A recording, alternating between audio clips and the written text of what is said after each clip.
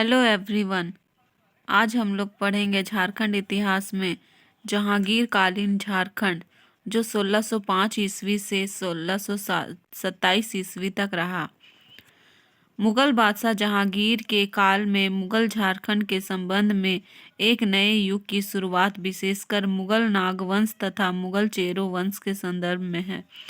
मतलब मुगल बादशाह जहांगीर के काल में मुगल नागवंश और मुगल चेरो वंश देखा गया। तो इसमें सबसे पहला है छोटा नागपुर खास का नागवंश। तो आइए जानते हैं कि जहांगीर काल में छोटा नागपुर खास का नागवंश में क्या है और क्या हुआ था। मुगल इतिहास ग्रंथों में खोखरा के नागवंशी राजा जमींदार ए खां आलमा अर्थात हीरे के खान का जो मालिक है उसे कहा जाता है। जहांगीर ने अपने आत्मकथा तुझके ए जहांगीरी में स्थानीय लोगों द्वारा शंख नदी से हीरे प्राप्त करने के तरीके का वर्णन किया। तो जहांगीर का जो आत्मकथा था तुझके ए जहांगीरी, उसमें जो शंख नदी में हीरा मिलता था झारखंड में, उसके बारे में बताया गया है। स्पष्ट है कि जहांगीर को खोखरा की नदियां, विशेषकर शंख नदी में मिलने वाले हीरे की जानकारी थी। तो जहांगीर को पता था कि खोखरा नदी, जो शंख नदी कहलाता है, उसमें हीरा मिलता था। इसलिए वह खोखरा के हीरा खानों पर अधिकार करना चाहता था। तो खोखरा का हीरा का जो खान था उस पे वो जहांगीर अधिकार करना चाहता था। उसे मौका भी मिला। खोखरा के नए शासक दुर्जन साल मधुकर शाह के उत्तराधिकारी जो थे, गद्दी पर बैठते ही मुगलों की अधीनता को ठुकरा दिया। वो मुगलों की अधीनता को ठुकरा देता है कौन? दुर्जन साल। और उन्हें सालाना कर देने भी बंद कर देता है। सालाना जो कर होता है, कर दिया जाता था पहले, उसे भी बंद कर देता है। मुगल बादशाह जहांगीर ने 1612 ईस्वी में जफर खां को बिहार का सूबेदार बनाया और उसे खोखरा के हीरे की खानों का अधिकार करने का आदेश दे देता है। तो जफर खां को सूबेदार बना देता है और उसे हीरे के खान में अधिकार करने का आदेश देता है। किंतु दुर्भाग्यवश जफर खां अचानक बीमार पड़ जाता है और मर जाता है।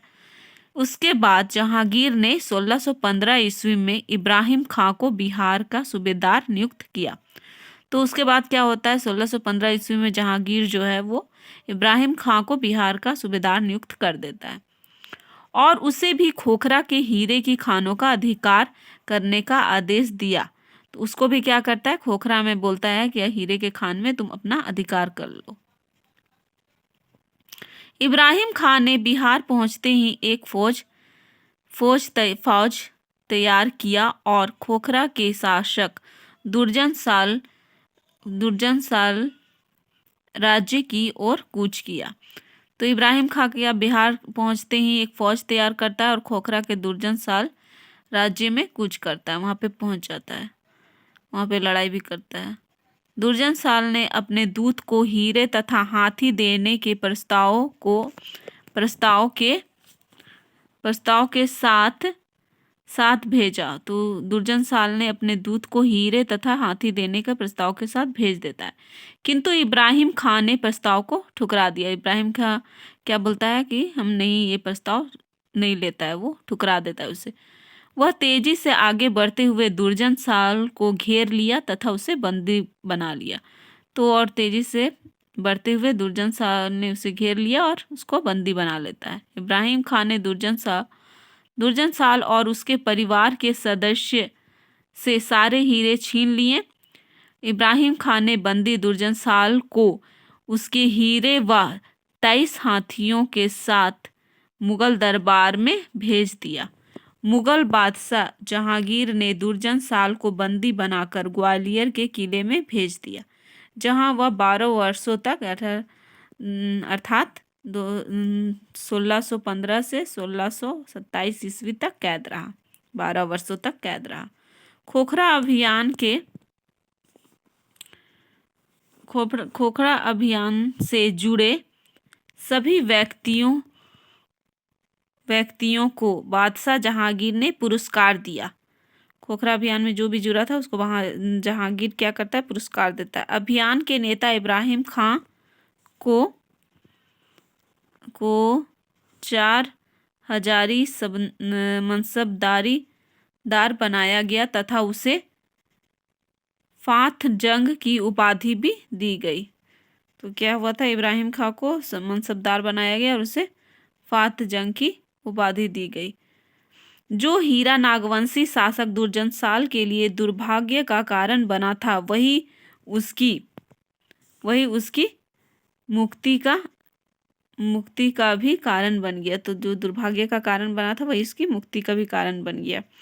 1527 ईस्वी में जब मुगल दरबार में एक हीरे की असलियत को लेकर विवाद पैदा हो गया तो बादशाह जहांगीर ने हीरे की पारखी के रूप में एक प्रसिद्ध दुर्जन साल को ग्वालियर के किले से शाही दरबार में बुला लिया। तो होता है कि हीरा असली है कि नकली है, इस पर सवाल उठने लगता है। तो जहांगीर ने क्या किया, हीरे का जो पारखी था दुर्जन साल, उसको ग्वालियर से अपने किले की ओर बुला लेता है। दुर्जन साल ने हीरे की पहचान कर ली और खुश होकर बादशाह जहांगीर ने उसे शाह की पदवी दी। तो दुर्जन साल जो है वो हीरे का पहचान कर लेता है, तो पता चलता है कि हीरा असली है। तो खुश होकर जहांगीर क्या करता है, उसे शाह की पदवी दे देता है और उसे मुक्त भी कर देता है। साथ ही जहांगीर ने उसे खोया हुआ राज्य भी लौटा दिया। तो जहांगीर क्या करता है, उसे खोया हुआ जो राज्य रहता है वो भी लौटा देता है। बदले में दुर्जन साल ने 6,000 रुपये सालाना कर देना स्वीकार किया। उसके बदले में दुर्जन साल क्या करता है, 6,000 रुपये साल में देना स्वीकार कर लेता है। तो ये था जहांगीर कालीन झारखंड में छोटा नागपुर खास का नागवंश।